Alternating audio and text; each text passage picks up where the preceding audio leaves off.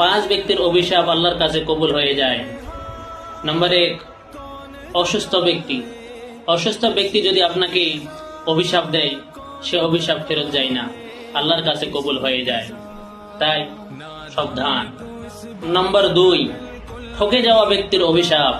যেই ব্যক্তিটি ঠকে গেছে, ওই যদি দীর্ঘ শ্বাস ফেলে আপনাকে অভিশাপ দেয়, সেই অভিশাপ আল্লাহর কাছে কবুল হয়ে যায়, সেই জন্য এখানেও সাবধান। নাম্বার 3, ভিক্ষুক বা অসহায় ব্যক্তির অভিশাপ। ভিক্ষুক বা অসহায় ব্যক্তি যদি আপনাকে অভিশাপ দেন, তাহলে কিন্তু আল্লাহ কবুল করে নেন। ভিক্ষুক এমন যে তার কাছে নেই বলে আপনার কাছে চাইতে গিয়েছে, সেই জন্য এখানেও সাবধান।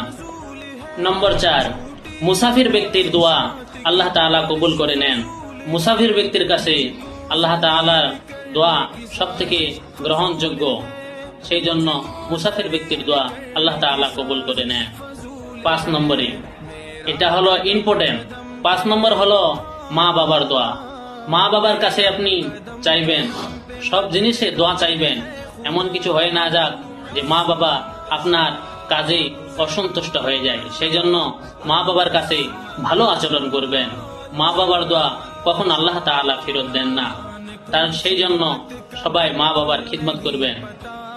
সত্যি আপনি ধ্বংস হয়ে যাবেন যদি মা বাবার অভিশাপ আপনার পড়ে, সেই জন্য আপনারা চেষ্টা করবেন যেন মা বাবার দোয়া পায়। একজন ইমাম ছিলেন, কাবা ঘরের ইমাম, এত বিধি কালো ছিলেন, কিন্তু আল্লাহ তাআলা তাকে কাবা ঘরের ইমাম বানিয়েছে। ওই ইমামের নাম ছিল ইমামুল কলবানী।